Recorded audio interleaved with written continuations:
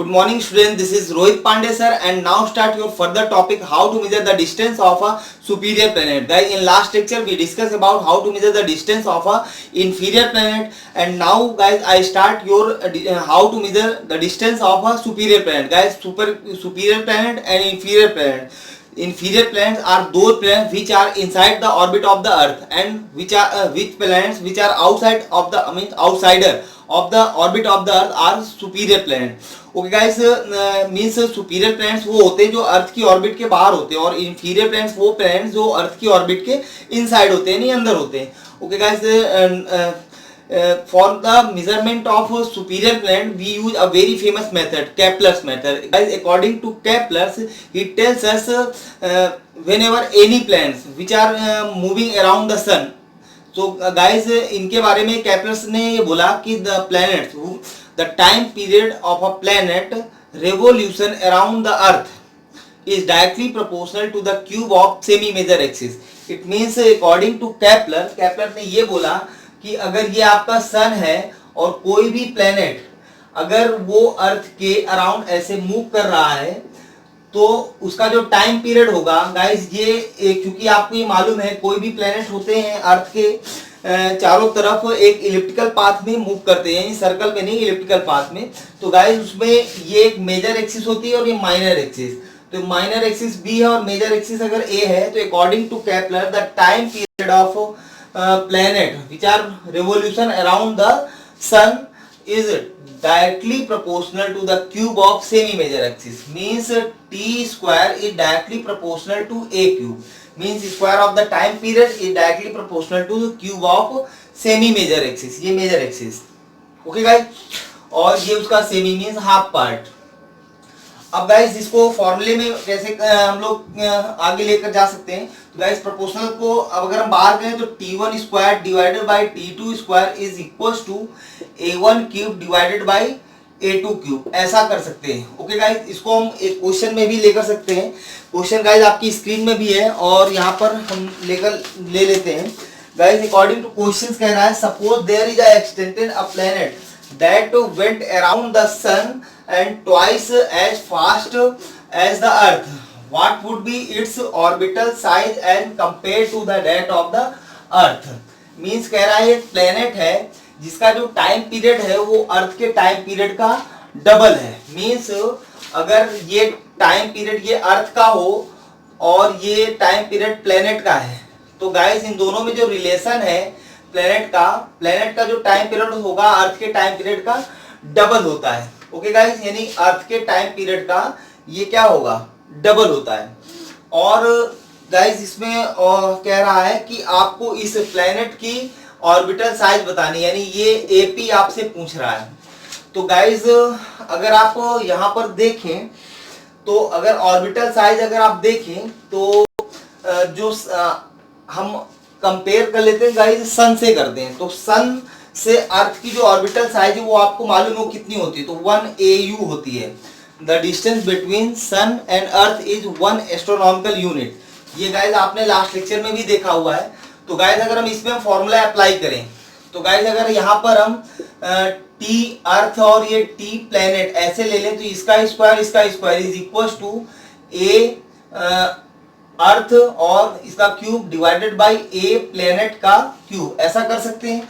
तो गाइस इसमें कुछ वैल्यूज आप पुट कर दिए. तो अगर हम यहाँ पर इसको और आगे सॉल्व कर लें तो T earth divided by T planet whole power 3 is equal to A earth divided by A planet whole power 3. अगर हम लोग ऐसा कर लेते हैं गाइस तो अब आप देखिए यहाँ पर यहाँ वैल्यू पुट कर दें तो अर्थ की वैल्यू पुट करिए, ये स्क्वायर है guys.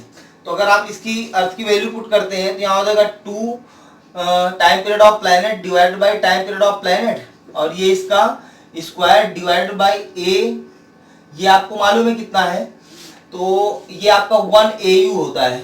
Okay guys, divided by A planet, इसको आप होल क्यूब ऐसे कर लीजिए. अब ये गाइस ये कैंसिल हो जाएगा, ये 2 का स्क्वायर, बट गाइस हमको क्रॉस मल्टीप्लाई करना है तो एक काम करते हैं इसको उल्टा कर देते हैं. तो 1/2 का whole square is equal to ऊपर 1 AU बचेगा क्योंकि क्यूब करेंगे तो 1 का 1 ही आएगा. तो ये नीचे आपको आने वाला है, यानी ए प्लेनेट का क्यूब ये हो गया डिवाइडेड बाय AU।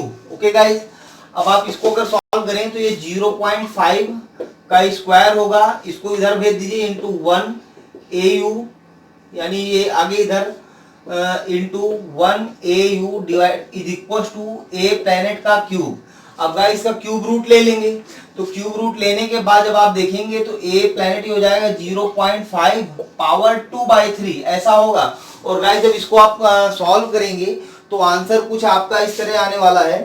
आंसर में गाइस आपका 0.68, यानी ये जो ऑर्बिट होगी प्लैनेट की 0.68 AU। ओके गाइस, इस तरह आप इस क्वेश्चन को कर सकते हैं। ओके गाइस, अब मूव करते हैं नेक्स्ट टॉपिक पर। तो नेक्स्ट टॉपिक होगा आपका मेजरमेंट। जब आपको फाइंड आउट करना होगा किसी माउंटेन की या कोई प्लेन जा रहा है तो उसके लिए रडार मेथड यूज करेंगे। सबमरीन की पोजीशन आपको फाइंड आउट करनी, सोनार मेथड यूज करते हैं।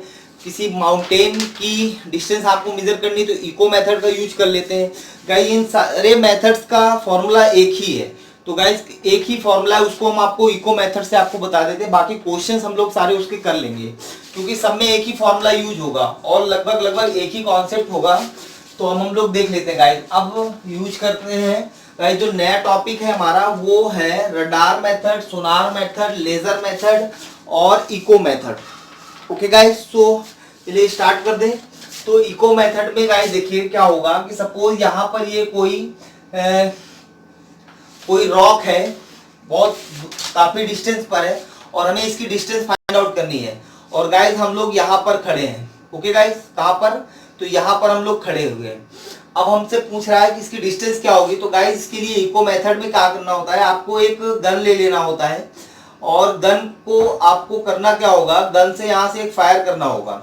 जब यहाँ से आप एक फायरिंग करेंगे तो गाइस आपको यहाँ का टाइम पीरियड नोट कर लेना है। यानी जब आप गन को स्टार्ट करते हैं तो T1 टाइम आप नोट कर लीजिए। उसके बाद ये साउंड, ये गन की बुलेट यहाँ जाएगी और वापस पड़ हिट हो जाएगी, तो आपको दो साउंड सुनाई देंगे। एक तो जब आप इस गन से शूट करेंगे तब आपको एक साउंड सुनाई देगा, उसके बाद जब यहाँ पर इस रॉक पर ये बुलेट पड़ेगी उसके बाद साउंड वापस आएगा। तो गाइस जो आपको साउंड दो बार सुनाई दिया, तो यानी जो सेकेंड टाइम का जो साउंड होगा उसको भी आप नोट कर लीजिए। तो ये आपको टाइम पीरियड फाइंड आउट हो जाएगा। टाइम पीरियड हो गया। तो साउंड ने जो डिस्टेंस ट्रेवल की, अगर ये टोटल डिस्टेंस आप x सेलेक्ट कर लें तो डिस्टेंस साउंड की क्या होगी, यहाँ से यहाँ तक गया उसके बाद वापस आया साउंड, तो साउंड की टोटल डिस्टेंस आपकी जो बनेगी वो आपकी होगी 2x। और स्पीड ऑफ साउंड ये आपको मालूम हो, इसको अगर हम लोग v रिलेट कर लें तो गाइस टाइम पीरियड आपको मालूम ही है। टाइम पीरियड कितना है, तो टाइम पीरियड आपको मालूम है इसमें कितना है, t है। तो गाइस इसमें कुछ भी चीज है, अगर कोई भी दो आपको मालूम हो तो तीसरा आप अपने आप फाइंड आउट कर लेंगे। तो गाइस सपोज करिए आपको डिस्टेंस फाइंड आउट करनी है, तो स्पीड ऑफ साउंड वो आपको वो अंडरस्टूड है, स्पीड ऑफ साउंड कितनी होती है, टाइम पीरियड आप नोट कर लीजिए।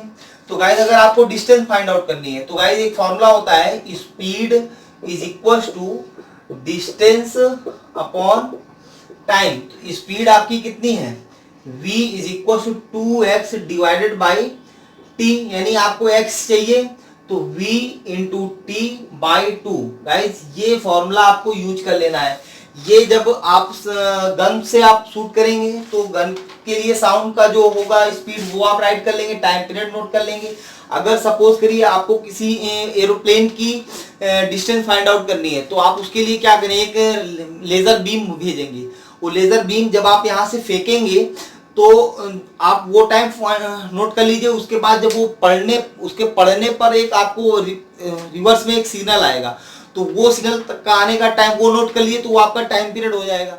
इसी तरह आपको सबमरीन की डिस्टेंस फाइंड आउट करनी हो तो किसी सी के अंदर वो सबमरीन होगी, तो आप क्या करते हैं, आप वहां से लेजर बीम या कोई भी मोनोक्रोमेटिक लाइट्स आप भेजते हैं जो उस वाटर में ट्रेवल कर सकती है। तो जब गाइस आप यहाँ से उसको छोड़ेंगे तो गाइस जब वो सबमरीन पर पड़ेगी, पड़ने के बाद जब रिसीवर में आपको एक सिग्नल मिलेगा तो वो टाइम दोनों आप नोट कर लीजिए। तो वो टाइम आपको मिल जाएगा और वो डिस्टेंस आप कितनी अगर एक्स सिलेक्ट करेंगे तो एक्स होगी, वो 2x होगी। और स्पीड ऑफ मोनोक्रोमेटिक लाइट्स वो आपको अंडरस्टूड होगी, वो पहले से ही आपको पता होगी। तो उसके बाद गाइज वो उसमें आप स्पीड आपको मालूम, टाइम पीरियड मालूम, तो आप डिस्टेंस फाइंड आउट कर सकते हैं।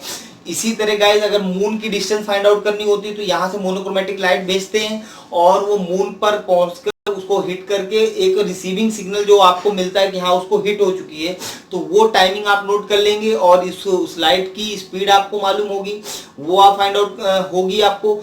तो आप उससे वो वापस डिस्टेंस कैलकुलेट कर लेंगे। इसी तरह किसी भी प्लैनेट की डिस्टेंस है, रडार मेथड से आप उसको यूज कर सकते हैं। रडार हमारे लगे होते हैं, सिग्नल्स के लिए होते हैं, वहां से जो लाइट जाती है किसी प्लैनेट को हिट करके वो वापस रिसीवर में सिग्नल देता है, तो वो टाइम आप नोट कर लेते हो, किस स्पीड से उसको आप भेज रहे हैं वो स्पीड आपको पहले से ही अंडरस्टूड होगी। तो इस तरह गाइज आप किसी भी बहुत ज़्यादा डिस्टेंस की ऑब्जेक्ट को आप इस तरह मेजर कर सकते हैं। सपोज एक क्वेश्चन ले लेते हैं, सपोज हम कहते हैं कि यहाँ पर ये जो रॉक है इसकी कुछ डिस्टेंस हमको फाइंड आउट करनी है और हमने इसमें जो टाइम पीरियड नोट कर लिया वो गाइस हमारा जो था उसको देख लेते हैं। वो सपोज टाइम पीरियड आपका होता है t = 200 और speed of sound in air होता है गाइस 340 मीटर पर सेकेंड और आपसे डिस्टेंस फाइंड आउट करने के लिए कह रहा है।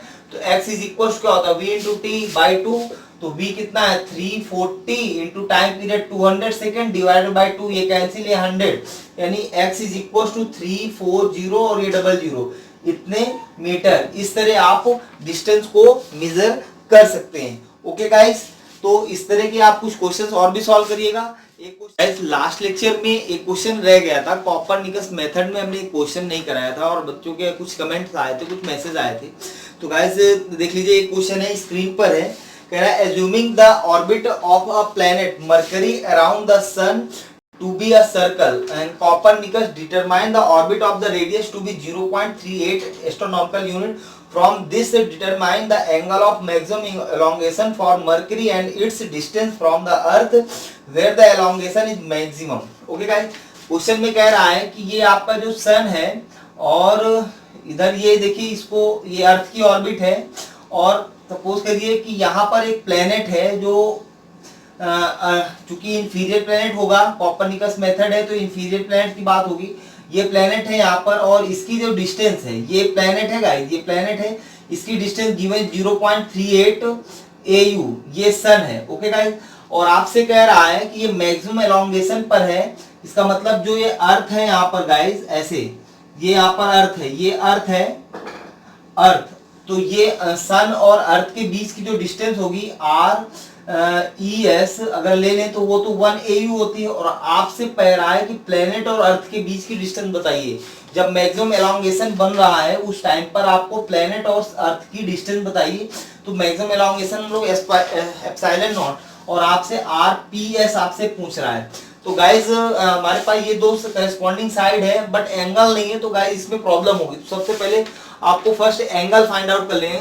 तो गाइज अगर इस एंगल को देखें तो ये परपेंडिकुलर और हाइपोटेनस, ये दो चीजें आपको गिवन है। तो यहाँ पर आप साइन एप्सिलॉन नॉट यानी परपेंडिकुलर अपॉन हाइपोटेनस, यानी परपेंडिकुलर कितना है तो 0.38 डिवाइडेड बाई 1 AU और ये भी AU में है। तो गाइज एप्सिलॉन नॉट हो जाएगा साइन इनवर्स 0.38। ओके गाइज, अब ऐसे वैल्यूज आपको मालूम नहीं होती तो गाइज या तो क्वेश्चन में आपको गिवन होगा कि साइन इनवर्स ऐसा ये सब चार चीजें कितनी है तो वो आपको गिवन होगा, बट आपको नहीं गिवन है। तो गाइज एक टेबल होती है साइन कॉस और साइन इनवर्स कॉस इनवर्स की टेबल होती है आपकी कोई बुक्स के पीछे में दिया रहता है, तो आप वहां से इसको फाइंड आउट कर लेंगे। ओके गाइज, तो यहाँ पर डायरेक्ट जो आंसर है वो आपको बता दे, वो 22.3 डिग्री इतना होगा। तो आपको मैक्सिमम एलोंगेशन आपको मिल गया कितना, तो 22.3 डिग्री। ओके गाइस, हाँ राइट है, हाँ इतना ही है। अब गाइस आपको आरपीएस यानी ये यहाँ से यहाँ तक का डिस्टेंस आप फाइंड आउट कर सकते हैं।